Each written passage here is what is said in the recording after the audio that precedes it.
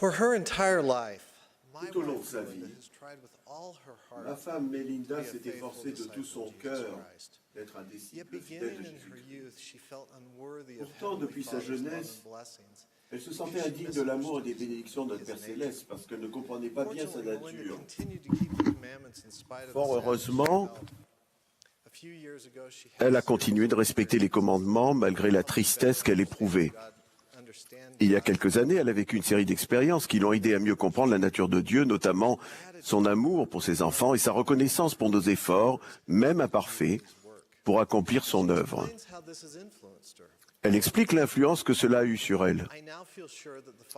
Je suis maintenant convaincu que le plan du Père fonctionne, qu'il s'associe personnellement à notre succès et qu'il nous fournit les leçons et les expériences dont nous avons besoin pour retourner en sa présence.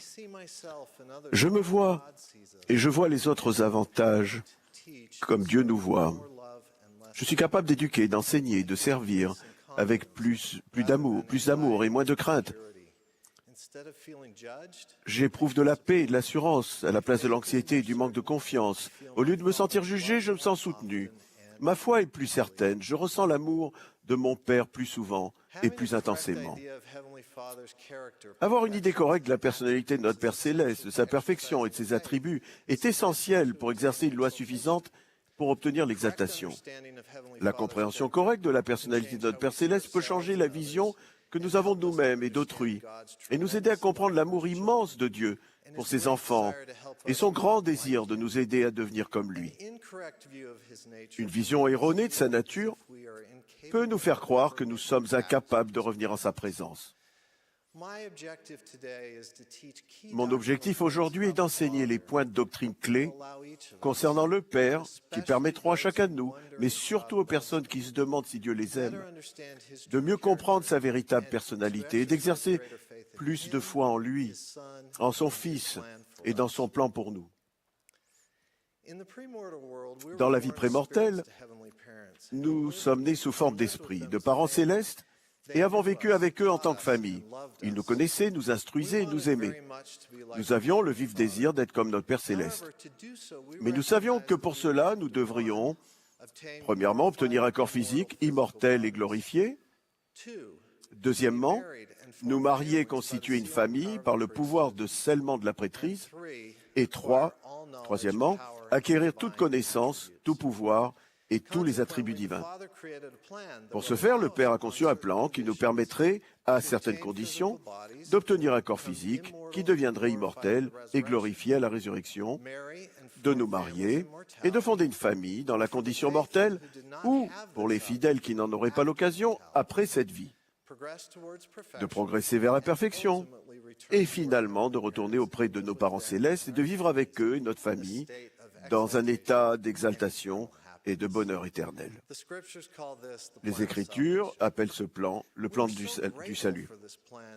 Nous étions si reconnaissants de ce plan que nous avons poussé des cris de joie quand on nous l'a présenté. Chacun de nous a accepté les conditions du plan qui impliquaient notamment de vivre les expériences et les difficultés de la condition mortelle qui nous aideraient à acquérir les attributs divins. Dans la condition mortelle, notre Père Céleste nous place dans les conditions dont nous avons besoin pour progresser selon son plan. Il a engendré Jésus-Christ dans la chair et l'a aidé à accomplir sa mission dans la condition mortelle. De la même manière, notre Père Céleste nous aidera tous si nous nous efforçons de respecter ses commandements. Il nous donne le libre arbitre. Notre vie est entre ses mains et nos jours sont connus et ne seront pas diminués. Il veille à ce que tout, au bout du compte, concourt au bien de ceux qu'il aime. C'est lui qui nous donne notre pain quotidien, c'est-à-dire à la fois la nourriture que nous mangeons et la force dont nous avons besoin pour respecter ses commandements. Et il nous accorde de bons dons. Il entend nos prières et y répond. Notre Père Céleste nous délivre du mal lorsque nous le laissons faire. Il pleure pour nous quand nous souffrons. En définitive, toutes nos bénédictions viennent du Père. Il nous guide et nous fournit les expériences dont nous avons besoin en fonction de nos forces, de nos faiblesses et de nos choix, afin que nous portions du bon fruit. Il nous châtie lorsqu'il le faut, parce qu'il nous aime. C'est un homme de conseil qui nous en donnera si nous le lui demandons. C'est notre Père Céleste qui nous envoie l'influence et le don du Saint-Esprit. grâce au don du Saint-Esprit, la gloire du Père, ou son intelligence, sa lumière et son pouvoir peuvent demeurer en nous. Si nous nous efforçons d'acquérir plus de lumière et de vérité, jusqu'à ce que nous ayons l'œil fixé uniquement sur la gloire de Dieu, notre Père Céleste enverra le Saint-Esprit de promesse, nous sceller pour la vie éternelle, et nous dévoilera sa face, dans cette vie ou dans la suivante. Dans le monde post-mortel des esprits, notre Père Céleste continue de déverser le Saint-Esprit et d'envoyer des missionnaires aux personnes qui ont besoin de l'Évangile. Il répond aux prières et aide ceux de ses enfants qui n'ont pas reçu des ordonnances salvatrices à les recevoir par procuration. Le Père a suscité Jésus-Christ et lui a donné le pouvoir de réaliser la résurrection, moyen par lequel nous obtenons un corps immortel. La rédemption et la résurrection réalisées par le Sauveur nous ramènent en la présence du Père, où nous serons jugés par Jésus-Christ. Les personnes qui se reposent sur les mérites, la miséricorde et la grâce du Saint-Messie recevront un corps glorifié comme le Père et demeureront avec lui dans un état de bonheur sans fin. Alors, il essuiera toutes nos larmes et nous aidera à continuer notre parcours pour devenir comme lui. Comme vous pouvez le voir, notre Père Céleste est toujours là pour nous. Pour devenir comme le Père, nous devons acquérir ses attributs et sa perfection.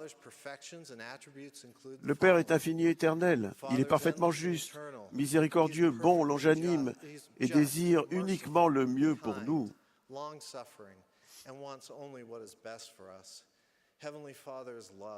Notre Père Céleste est amour. Il respecte ses alliances. Il ne change pas. Il ne peut pas mentir. Il ne fait point exception de personne. Il connaît toutes choses, passées, présentes et futures, depuis le commencement. Il est plus intelligent que nous tous.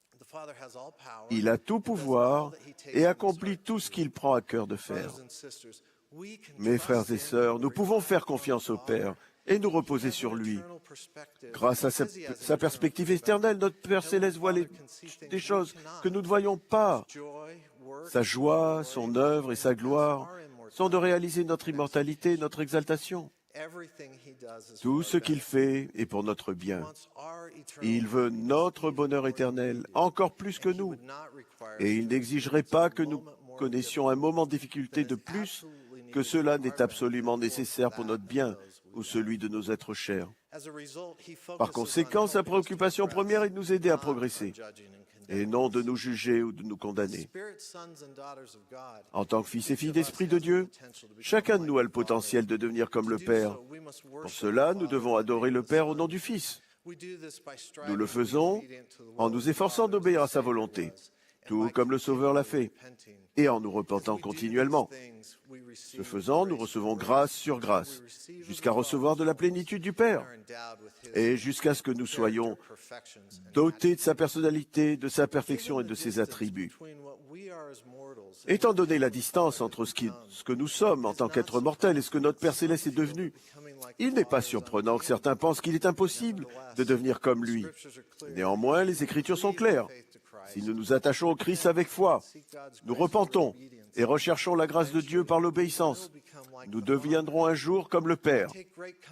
C'est un grand réconfort de savoir que les personnes qui s'efforcent d'être obéissantes recevront grâce sur grâce et recevront en définitive de sa plénitude. En d'autres termes, nous ne deviendrons pas comme le Père par nos seuls efforts. Cela se fera par les dons de sa grâce, parfois grands, mais le plus souvent petits, qui s'ajouteront les uns aux autres jusqu'à ce que nous en ayons une plénitude. Mais cela se fera. Je vous invite à croire que notre Père Céleste sait comment vous exalter. Recherchez quotidiennement son soutien et allez de l'avant avec foi au Christ, même lorsque vous ne parvenez pas à ressentir l'amour de Dieu. Il y a beaucoup de choses que nous ne comprenons pas concernant le fait de devenir comme le Père. Mais je peux témoigner avec certitude que s'efforcer de devenir comme le Père vaut tous les sacrifices. Les sacrifices que nous faisons ici dans la condition mortelle, aussi grands soient-ils, ne sont rien comparés à la joie, au bonheur et à l'amour incommensurables que nous ressentirons en présence de Dieu.